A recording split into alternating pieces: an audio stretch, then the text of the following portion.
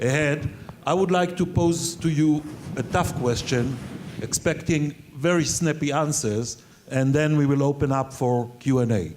And the question is this: what does it take to have non-Islamists in Muslim and Arab countries organize effective political force instead of being defeated once and again everywhere that it was put to the test? Who would like to go first? I mean, I can answer that simply by saying, in order to have a multi-party democracy, you need to have free and fair elections. And we haven't had that for a long time in the Arab world for the obvious reasons. These are dictatorships installed, they're families running countries like they're private property, mafias basically, and the Arab Spring is changing that. Now, the best thing to make sure we have a secular, liberal, multi-party democracy is to have the Islamists in power, and we have them now in power.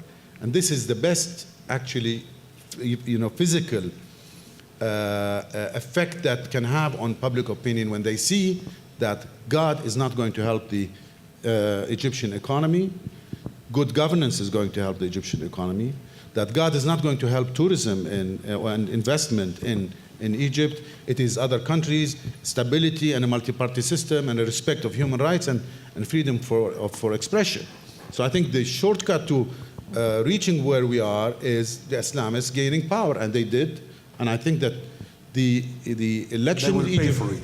Yes, the Egyptians are going to, will of course wait for the next elections, but I have no doubts in my mind that, it's going to look completely different a few years from now.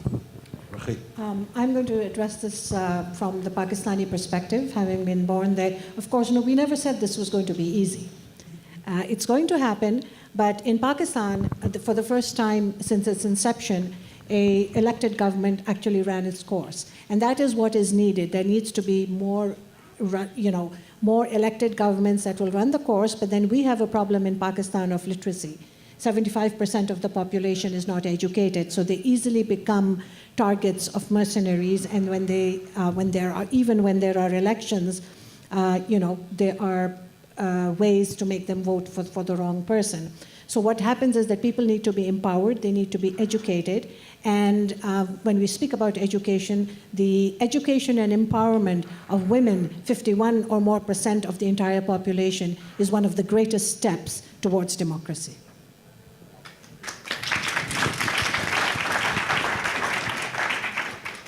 Muhammad, you have founded the Wasatiyya, the Middle Road movement. Yeah. And I want to ask you whether there is a hope or prospect for the success of a middle road approach. I definitely believe so. I think that the Muslims in general, the masses, are religious, yet they are moderately religious. And I feel that we need to appeal to them, and we have to actually reach them.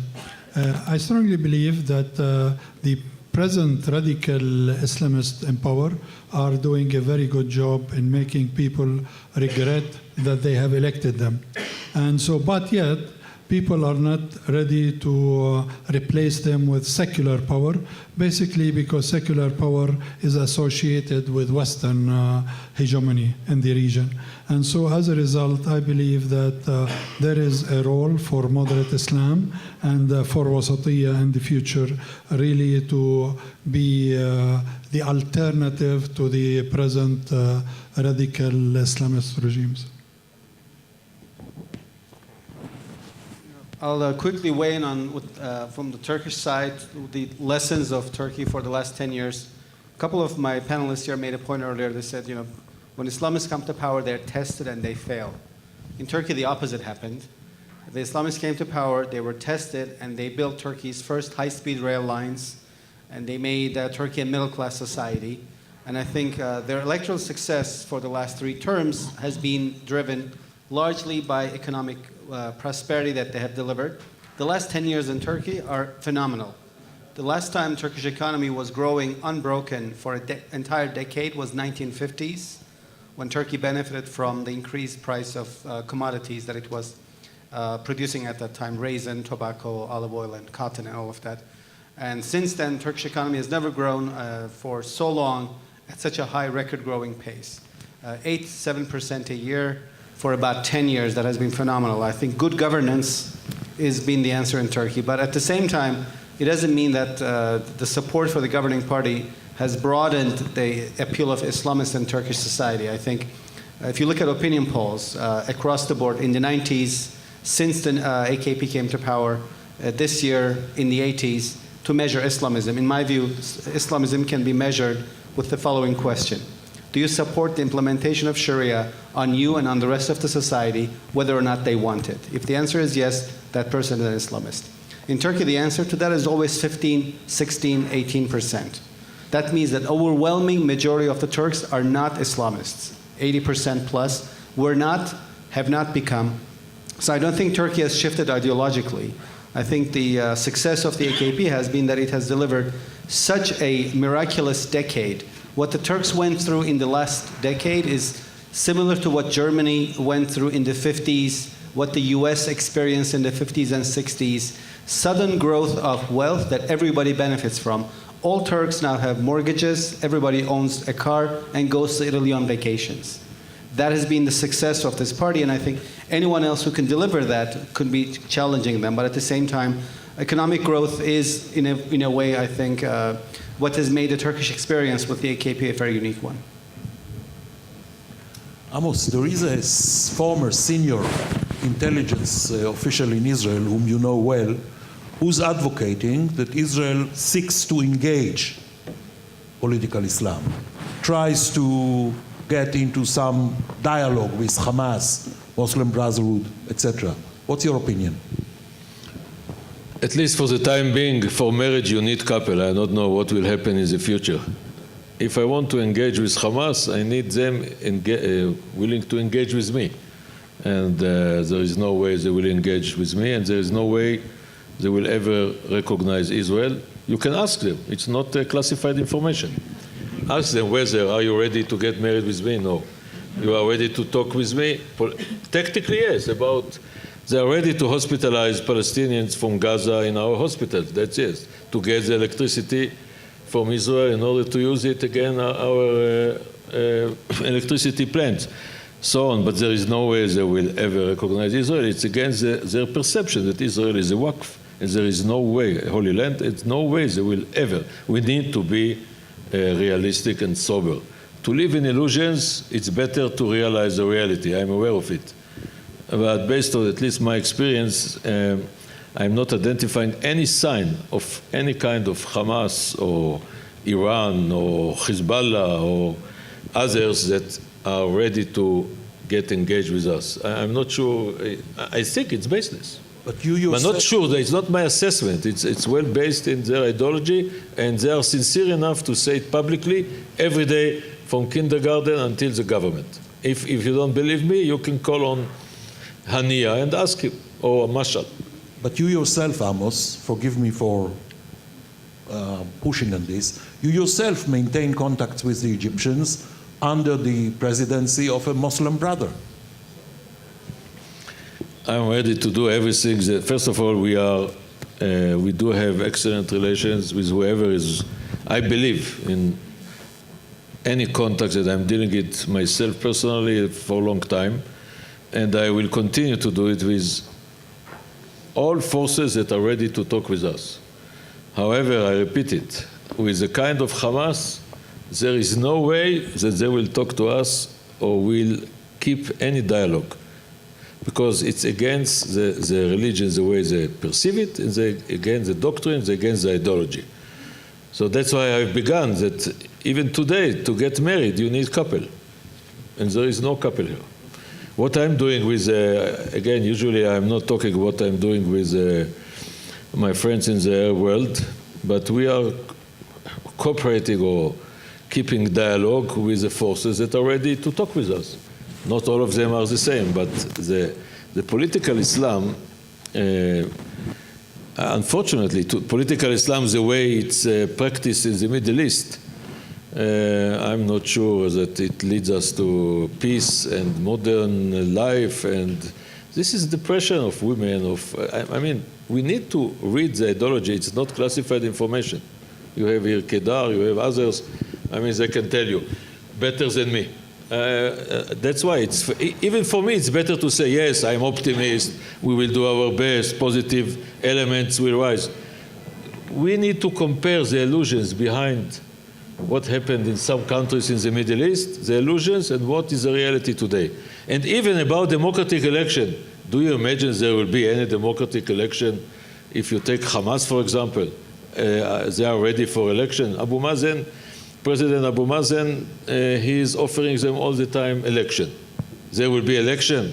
No way, because they will refuse. Unless they are confident they can manipulate the election, democratic, so-called democratic way or other, in order to be in power. Thank you, Amos. Let's open up. Any questions? Please.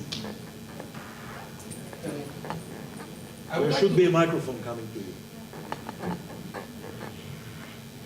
I would like to draw your attention to something which no one of the discussants mentioned. The states of the Middle East are divided roughly to two kinds. One kind are conglomerates of tribes, ethnic groups, religious groups, and sectarian groups like Iraq, Syria, or Libya, which failed in creating a nationhood or a national awareness. This is where we find Islamism.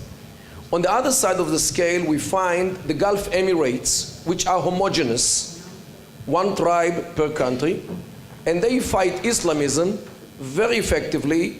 Just recently we see how they fight the Muslim Brotherhood in the Emirates. Conclusion, whenever you have a state which is a failing state because it's a conglomerate of powers which tear the state apart, as we see today in Syria, there Islamism can rise because it finds its way. When the society is consolidated, homogeneous as it is in the Gulf Emirates, Islamism is being under the carpet and everybody stands on the carpet.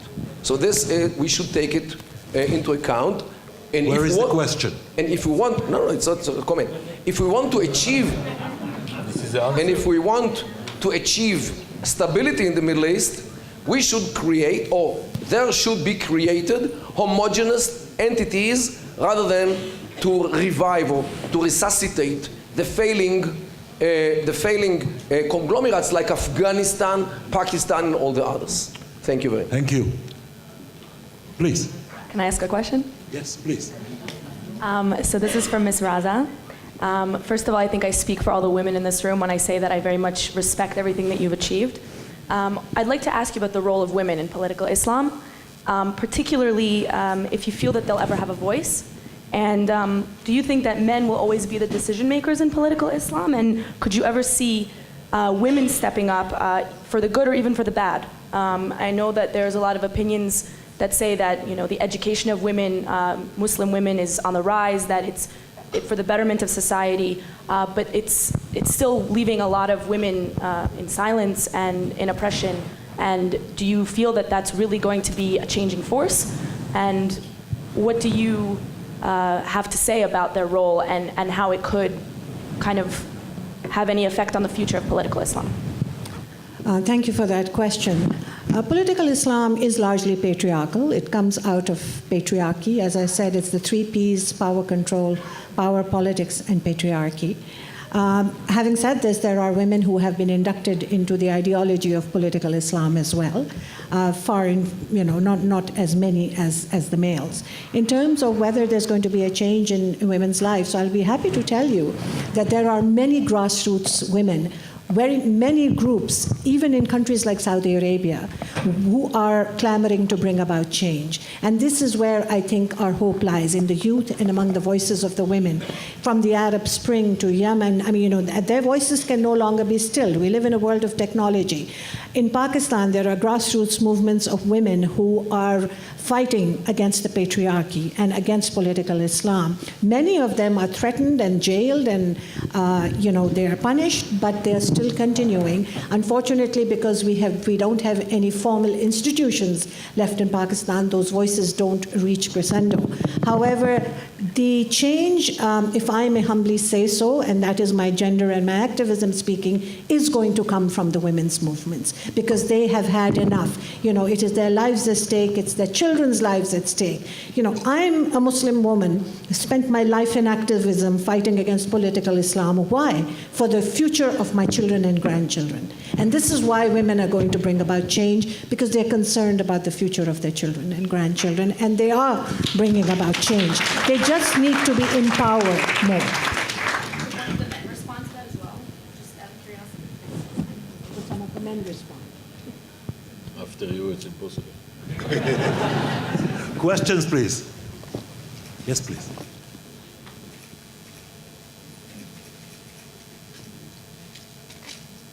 First, thanks to all of the members of the panel for an outstanding discussion. I have a specific two-part question for Sona and Mohammed, both of whom are associated with the Washington Institute for Middle East Studies. Can you give us a sense, please, first, as to the level of understanding in Washington as to some of the issues that were discussed today? And number two, how does that affect policy of the United States?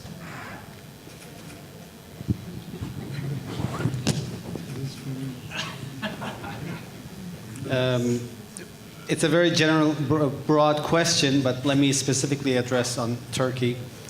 Obviously, a lot of the things I've shared with you are, considered analytically common wisdom in Washington. This is, I think, one of the things you realize when you work at a think tank in Washington, and I think think tanks are rare in the sense that in the United States, they really fit a purpose.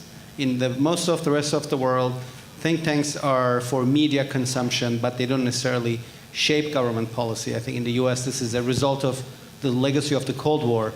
In the Cold War, the US government established, funded, and then also took advice from privately funded think tanks, realizing that they could not defeat communism just with government bureaucracy doing the thinking, because when you're in the bureaucracy, the thinking is not necessarily horizontal, but vertical, because it's bureaucratic. It's hard to think out of the box. So the think tanks are where you think out of the box and you have one degree of separation from government. You're independent, yet you can say whatever you want. Nobody will fire you. You can be against common wisdom. You can say things that other people won't like.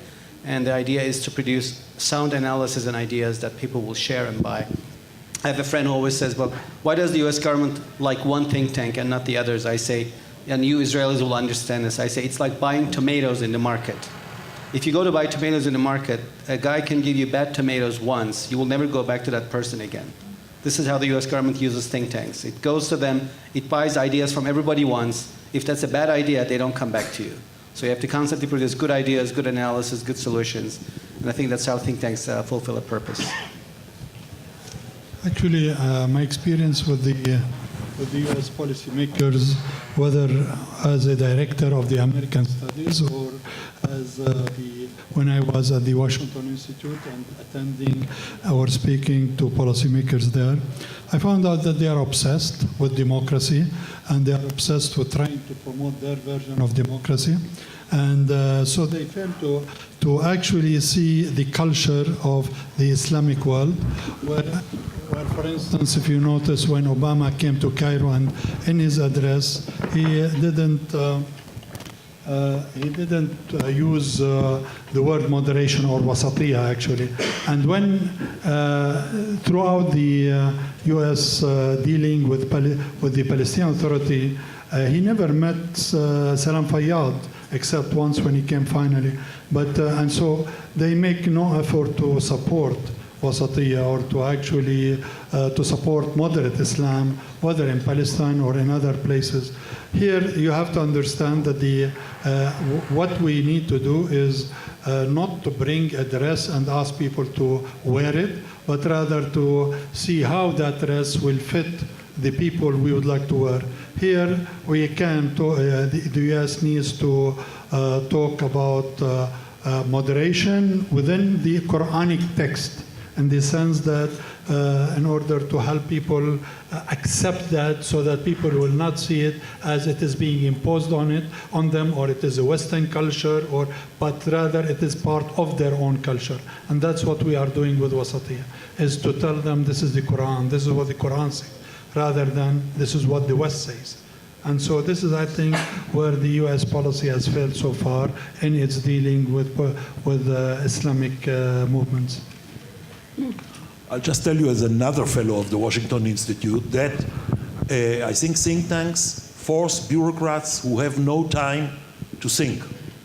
Otherwise they will. Questions, please. Yes, please. Behind you. Good afternoon. I'd like to ask if anyone on the panel has any comment on today's resignation of the Palestinian Prime Minister after only 2 weeks, and what you think that the ramifications are of that for the future in that part of the region. Muhammad, you are doomed. Actually, it is very premature to actually make that analysis in the sense that, but it was expected. He is.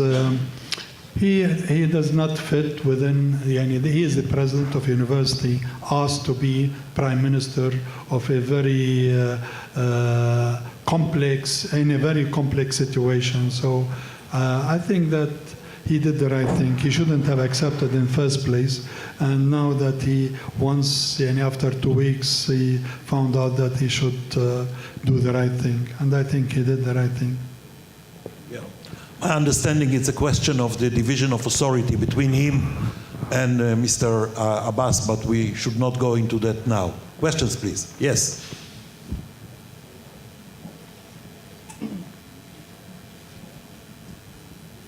I wanted to ask Amos Gilad, what do you think the long-term ramifications for Hezbollah's involvement in Syria, in the ramifications in the political system in Lebanon, and within its place in the Sunni world?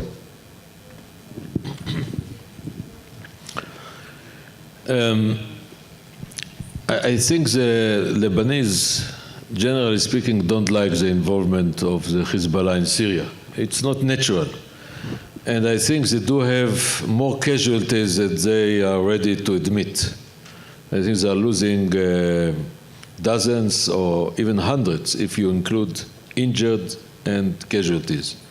Even the president of Lebanon,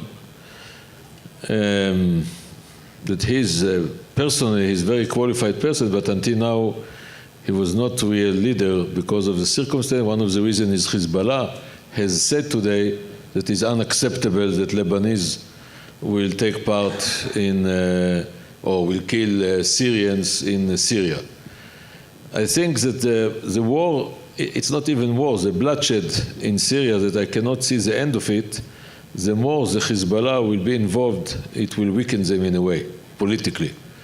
But there is no way out for it because Hezbollah and Iran are determined to protect the asset. The asset is the bloody, the Bashar Assad, that he is determined to survive based on atrocities, tortures, violence, and so on. He cannot bridge the gap between himself, between the Alawites and the Sunnis, including the Arabs and other Sunni countries. It's too late. His father, that was very tough or even cruel or brutal, but he was smart.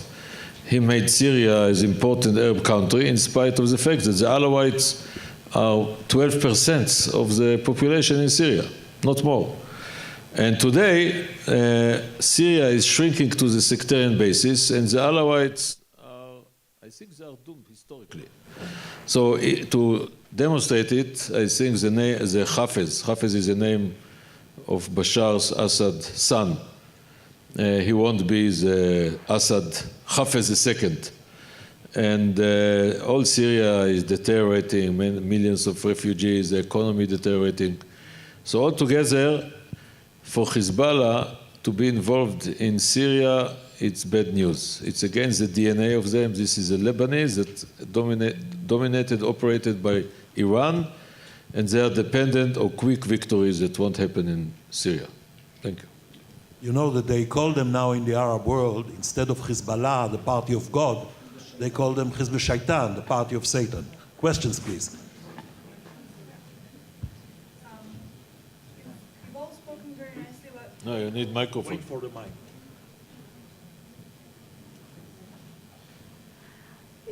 you've all spoken about political Islam and Islamism and democracy as two different poles, and I wanted to know if do you think there's a place or there's a form of Islamic democracy, of some kind of model of an Islamic democracy? Well, I think that, you know, there is no such thing as Islamic democracy. There is democracy. And I think that here I disagree with my friend over the success of Turkey. It's not because it's an Islamic party. It's because the Islamic party committed to a secular constitution that was imposed on it by the military security establishment that would not have accepted the elections if they changed the constitution. And that's why the question is, it's an Islamic party without Islamic Sharia being implemented, then it's not Islamic in the view of a lot of Islamists, if you like. So it does not mean, doesn't take away credit from the good work that was done by Turkey, but the fact is the Turkish constitution remained a secular constitution and did not turn into an Islamist. And now that when Erdogan starts playing around with issues of how the lifestyles of people and he wants women not to wear red lipstick, you know, he's getting into trouble. And that's why he's better off sticking to the secular constitution if he wants his party to continue. Now, this is one thing. The other thing is, people have experimented with all forms of, governments throughout history. And, even in the Western democracies differ from one to the others. As presidential democracies, prime minister is number one. We have constitutional monarchies where the prime minister gets elected, the queen is ceremonial, but the elected officials are the ones who take responsibility and take the decisions. So it doesn't matter which system it is, but there is no such thing except the Greek invented word democracy, which is the rule of the people.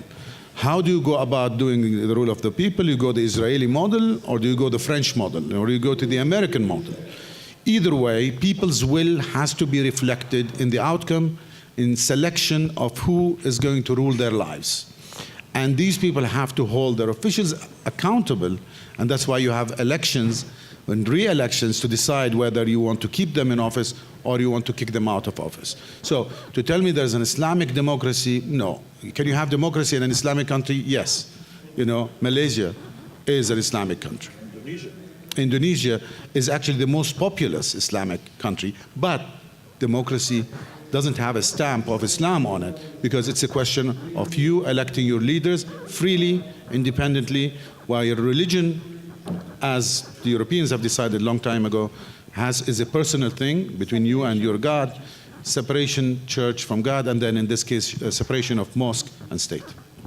Sonia. Just to continue on this as a segue, to go back to this topic of Arab Spring, look, I think to talk about republics, democracies, Muslim majority countries, something that has happened in the Arab Spring is the following. All regimes that have fallen so far were republics, and no monarchies have fallen. I think there is a reason. The idea of an authoritarian republic is what is called a false truth. It doesn't make sense. If it's a republic, it's supposed to belong to the people. That's what republic means in Latin, respublica. And the Arab Spring has exposed that authoritarian republics are false truths and they're falling. There's only one authoritarian republic in the Arab world that remains, that's Algeria. It's an exception. I think because the Algerians went through a horrific civil war in the 90s and they see what's going on in Syria, they're saying, no, thank you. But the rest of them, everything that has fallen, from Libya to challenge of Syria to Egypt and Tunisia, were republics. And I think it's not a coincidence that the monarchies have survived, because the monarchies do not claim to represent publicly owned, democratically elected governments. They're monarchies. They can be authoritarian if they want to. They can be democratic if they want to. And I think that's why, epistemologically speaking, the monarchies have done a better job of surviving the spring and will continue because they don't make that claim, whereas I think the idea of republics as authoritarian regimes has entirely come down. And I said Algeria is an exception, but for the rest of the societies, I think this is the wave that we've seen. Actually, democracy is an overrated concept. and I think that Islam should not be a democracy, but rather a pluralism, which is ijma'. Because there in democracy, you have a win-lose situation, 51 win, 49 lose, while in ijma' or pluralism, you are talking about a win-win situation, where actually nobody wins, but everybody, or nobody loses, but everybody wins. So basically, I think with the Islamic concept of ijma' and shura, which is consultation, we have a much better system rather than something that is being imported from 1,000 years ago, which did not work before, and I don't think it will work today. Look at the political system now. Look at democracy, what is bringing us. It's bringing us people who are not representative because the masses are ignorant and the masses are voting for people who do not deserve to be where they should be. So I would rather see Islamic pluralism rather than Islamic democracy. Questions, please? I think a very important question is... Wait for the mic. My question is to you, Mr. Muhammad. We didn't talk about... I used to be a peace activist in Israel, and I must tell you that I met too many Palestinians, and the more I met, I didn't see a real readiness from them for a two-state solution. What is your impression as someone who's active in the Palestinian society? Are the Palestinian people ready for a two-state solution, or what they want is a one-state solution? Actually, we have fought very far for a two-state solution. The fact that some are calling for a one-state solution, if you notice, that it is to actually, let me say, to threaten that if you don't have a two-state solution, you will end up with one-state solution, which is not what you want. Because basically, whether it is the Jews have been fighting forever to have their own national identity in a Jewish state, and the Palestinians have had struggled in order to have their national identity in a Palestinian state. Now, there should be a two-state solution in the first stage. If later there is a consensus to have a one state, then you should, that could happen. But read carefully that when the Palestinians are saying that they want a one state, they're not talking about Israel. They are talking about a Palestinian one state. So that's why it is like both of them are nightmares, because one means the negation of the other. And so if you are talking about one state of Israel as if there are no Palestinians, or if you are talking about one state Palestinian, there are no Israelis. So basically, be careful about the one state, because each one interprets it in his own vision. Last question, please.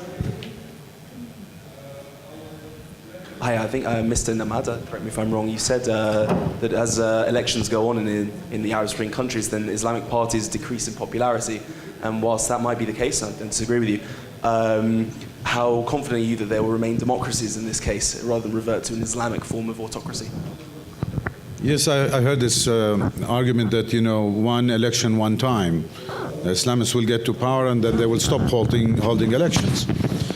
And, I don't think that they can do this anymore. This, they could have done this 20 years ago and got away with it, just like dictatorships got away with a lot of things in the past, where people were not empowered, where, Hafiz al-Assad, the father of the butcher Bashar, actually butchered 20,000 of his own citizens back in 1982, and there's not even a single picture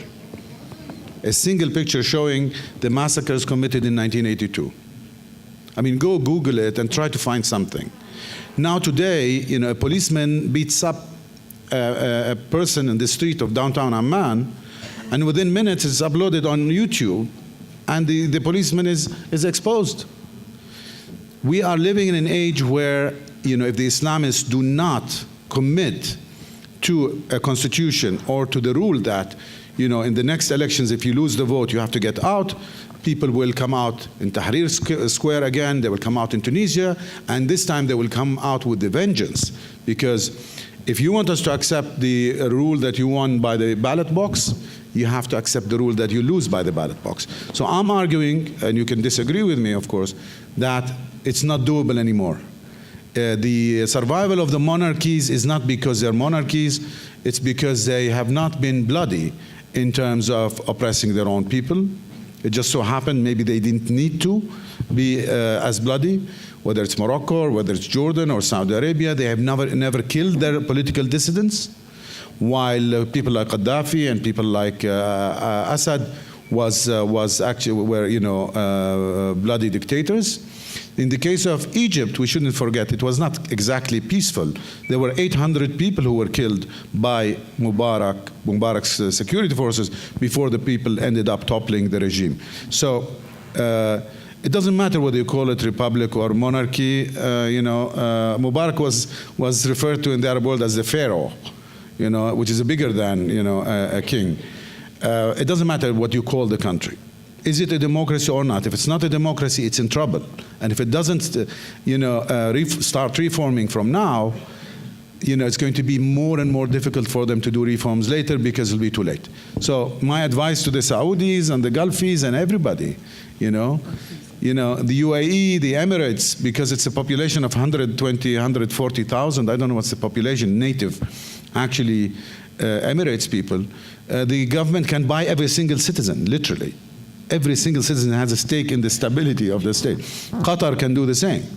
The Saudis cannot do the same. They have 2 million Shiite Muslims in the eastern provinces, which is the oil-rich region. If they don't give them equal rights and quickly, they're only buying time by throwing money at them, by giving, raising salaries, etc. So even the monarchies are threatened if they don't move fast ahead of the curve.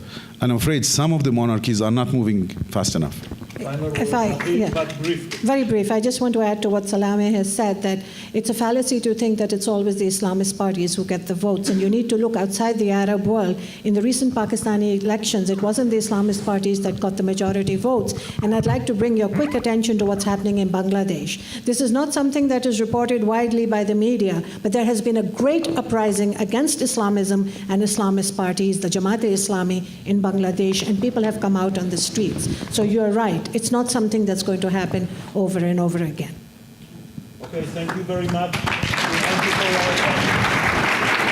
Thank you to all the members of the panel.